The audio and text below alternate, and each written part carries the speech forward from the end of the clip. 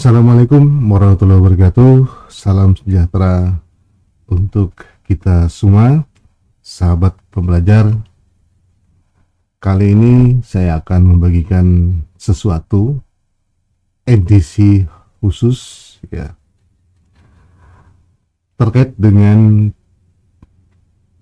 bagi Anda yang sedang mempersiapkan maju ujian proposal. Apakah itu proposal skripsi, tesis maupun disertasi. Tentu saja agar kita berhasil sesuai dengan harapan, kita harus berusaha seoptimal mungkin menyiapkannya. Saya akan membagikan tentang tips dan trik bagaimana agar sukses di dalam ujian proposal Anda. Tentu saja berhadapan dengan para tim penguji skripsi, tesis atau disertasi. Tentu kedalamannya berbeda, namun secara prinsip sama, dan prinsip yang utama sekali adalah bagaimana kita berkomunikasi dengan beberapa orang sekaligus dalam bentuk presentasi. Apa yang perlu kita siapkan? Pertama, kita harus menyadari bahwa setiap orang, setiap manusia memiliki preferensi masing-masing di dalam berkomunikasi, yaitu sebagaimana pernah disampaikan, setiap orang menggunakan inderanya. Ada 3 indera utama yang digunakan, dan masing-masing orang berbeda. Ada yang cenderung visual, ada cenderung menggunakan auditory, ada yang cenderung menggunakan kinestetik. Yang visual lebih banyak mengandalkan penglihatannya, pandangan matanya, sedangkan yang auditory lebih banyak atau lebih cenderung menggunakan pendengarannya. Dia lebih suka mendengarkan. Dan yang ketiga adalah kinestetik. Ada yang lebih cenderung menggunakan perasaannya. Nah, 3 ini setiap orang memiliki ketiganya, tetapi kecenderungannya berbeda-beda. Yang harus kita harus menjadi perhatian kita ketika kita berhadapan dengan beberapa orang yang kecenderungannya yang berbeda tadi. Tentu saja ketiga-tiganya kita harus gunakan, baik visual, auditori maupun kinestetik, karena supaya setiap orang yang mengikuti presentasi kita dapat menerima dengan baik apa yang kita sampaikan, karena sesuai dengan kecenderungannya tadi. Nah, oleh karena itu, baik penampilan kita, baik suara kita, dan alat yang kita gunakan untuk presentasi harus memanfaatkan ketiganya ini. Secara visual, dari diri kita sendiri, kita harus tunjukkan bahasa tubuh yang tentu saja mendukung presentasi kita. Bahasa tubuh yang memberikan tambahan informasi dari apa yang kita sampaikan. Dan ini akan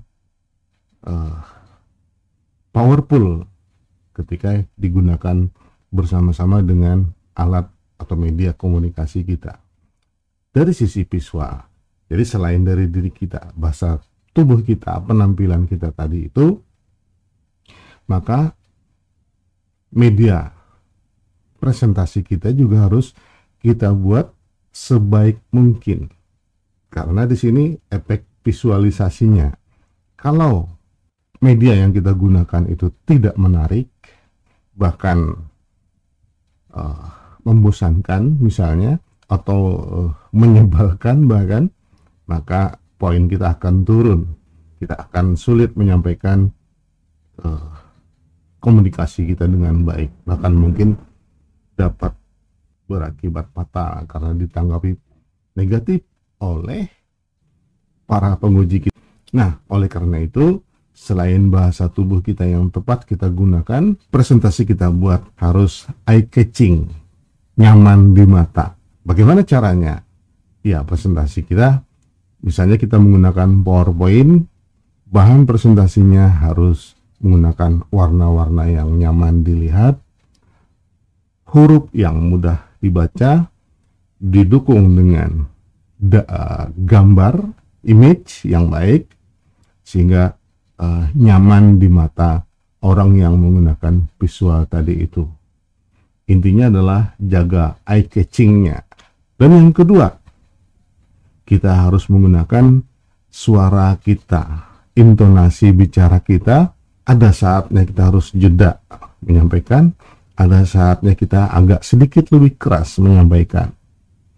Dan yang paling lebih penting lagi adalah jangan sampai secara verbal kita menyampaikan secara lisan tadi itu dengan kalimat-kalimat yang tidak jelas, ya, apalagi kata-katanya kurang pantas. Dan yang ketiga adalah kita juga harus memanfaatkan kinestetik ini. Karena kinestetik ini terkait dengan masalah perasaan, maka kita sejak awal sudah harus menjaga bagaimana supaya para penguji kita terjaga perasaannya. Harus kita jaga sikap kita, cara bicara kita tadi, dan terutama jangan sampai menyinggung perasaan, karena orang yang menggunakan, lebih cenderung menggunakan efek kinestetik itu lebih peka, lebih baperan terhadap verbal, kalimat dan kata-kata kita yang kita sampaikan, termasuk juga bahasa tubuh kita. Jadi jaga ketiganya, visual, auditory, dan kinestetik.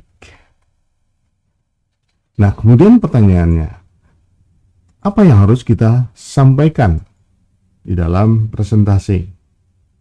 Nah, untuk menjawab ini, jawablah beberapa pertanyaan ini.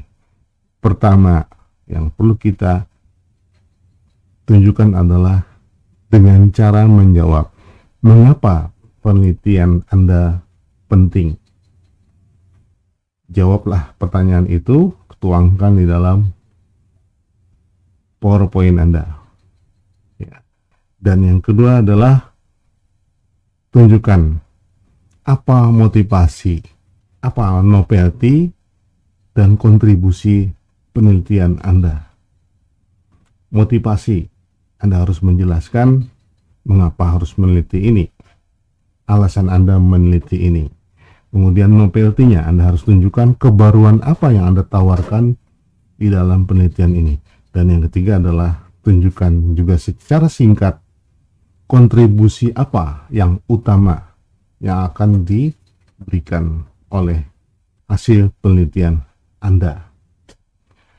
Berikutnya adalah jawablah pertanyaan, bagaimana cara Anda membangun model penelitian Anda?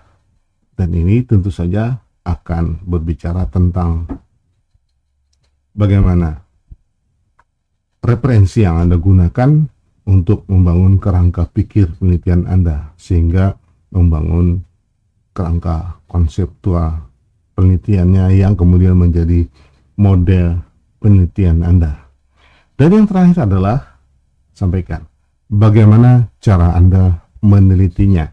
Maka ini tentu saja bicara soal metodologinya, objek yang diteliti, sampelnya, dan tentu saja prosedur penelitian yang Anda lakukan hingga teknis analisisnya. Saya berikan contoh sebuah PowerPoint yang kira-kira mirip dengan apa yang disampaikan tadi.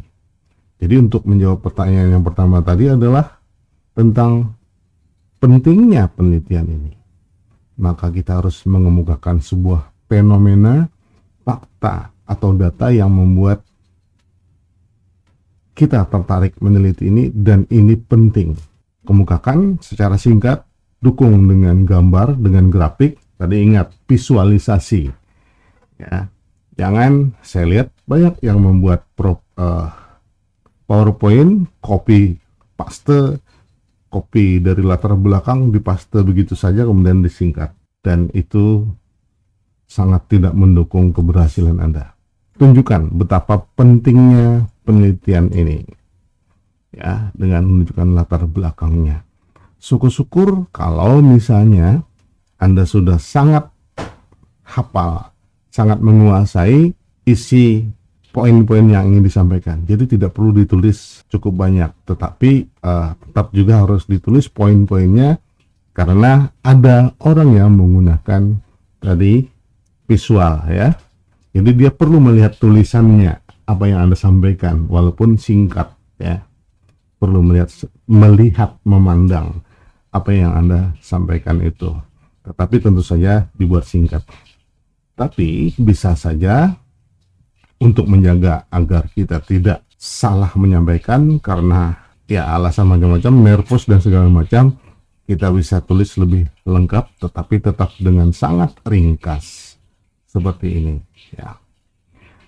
Kemudian, nah biasanya agak panjang kita menyampaikan terkait dengan latar belakang, ya, karena fenomena yang harus kita tunjukkan sehingga menunjukkan bahwa penelitian ini penting, sehingga mungkin memerlukan 1 atau 2 slide. Dan yang ketiga, tunjukkan motivasinya. Mengapa Anda meneliti ini? Di antaranya Anda harus tunjukkan bahwa penelitian-penelitian sebelumnya belum konsisten misalnya. Jadi tunjukkan riset gap-nya. Ada kesenjangan hasil-hasil penelitian sebelumnya, sehingga Anda melakukan penelitian ini. Sehingga penelitian ini perlu dilakukan lagi, walaupun sebelumnya sudah pernah beberapa peneliti terdahulu melakukannya. Ya. Yang berikutnya adalah tunjukkan apa kebaruan penelitian Anda dibandingkan dengan penelitian terdahulu, atau istilah biasanya disebut novelty, yaitu menunjukkan kebaruan apa yang dihasilkan dari penelitian Anda. Tunjukkan itu. Kemudian yang berikutnya adalah apa kontribusi dari penelitian ini, kontribusi utama, ya. Tentu saja tidak terlalu rinci, poinnya saja, tapi lagi-lagi agar Anda tidak salah dalam menyebutkan, menyampaikan, atau susunan kata-kata Anda, ya bisa saja dituliskan agak lebih panjang, lebih rinci, tetapi tetap jaga ringkasnya, tetap ringkas, ya, tidak terlalu panjang. Syukur-syukur tanpa harus tertulis seperti ini, ya. Kalau Anda yakin bisa dengan mudah hafalan Anda cukup kuat menyampaikannya secara detail. Karena kita harus ingat batas waktu. Biasanya waktu diberikan antara 10 sampai 15 menit saja presentasi kita. Nah, berikutnya kita sampaikan kontribusi penelitian kita. Sebutkan poinnya, dan lagi-lagi kita harus jaga visual, auditory, dan kinestetik tadi. Kontribusi apa yang akan dihasilkan oleh penelitian ini, baik secara praktis maupun secara akademis. Nah, kemudian kita sampaikan kerangka konseptualnya atau kerangka pikir dari hasil kajian terhadap penelitian terdahulu dan teori yang mendukungnya, sampaikan dalam bentuk gambar seperti ini, ya. Nah, setelah kerangka konseptual disampaikan, baru kemudian sampaikan model penelitian, karena model penelitian Anda dibangun dari kerangka konseptual itu, dan berdasarkan inilah kita membangun hipotesis yang akan kita uji nanti. Dan berikutnya adalah kita menyampaikan bagaimana cara kita meneliti. Ya.